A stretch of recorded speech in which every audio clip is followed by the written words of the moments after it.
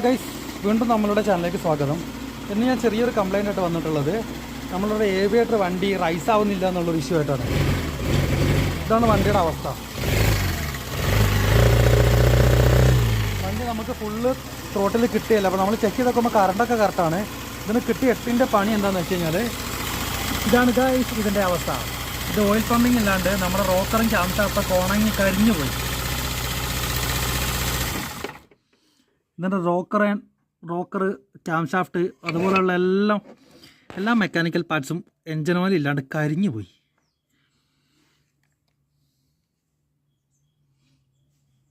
അപ്പം ഇനി ഇത് മൊത്തത്തിൽ അയച്ച് എൻജിൻ ഔട്ട് കംപ്ലീറ്റ്ലി മൊത്തം പണിയേണ്ടി വരും. ഓയിലുണ്ട്, പക്ഷേ ഓയിൽ പമ്പിങ് ഇല്ല. ഓയിൽ പമ്പിങ് നിന്ന് പോയിട്ട് റോക്കറും ക്യാംഷാഫ്റ്റും സകലമാന മെക്കാനിസം അടിച്ച് കരിഞ്ഞു പോയി. ഇനിയിപ്പോൾ എന്ത് ചെയ്യണമെന്ന് വെച്ച് കഴിഞ്ഞാൽ ഇത് ഒന്നേന്ന് എൻജിൻ അയച്ചിട്ട് ഫുള്ള് റീസെറ്റ് ചെയ്യണം. അപ്പോൾ ഇതുപോലത്തെ അടുത്ത വീഡിയോ കാണാം. Thank you guys. അതുപോലെ ഇത് നമ്മൾ എൻജിൻ അയച്ചിട്ട് സെറ്റ് ചെയ്യുന്നൊരു വീഡിയോയും കൂടി നമ്മുടെ ചാനലിൽ കൂടി ഇടുന്നതാണ്. അപ്പോൾ എല്ലാവരും കയറി കണ്ട് സപ്പോർട്ട് ചെയ്യണം കേട്ടോ. Thank you.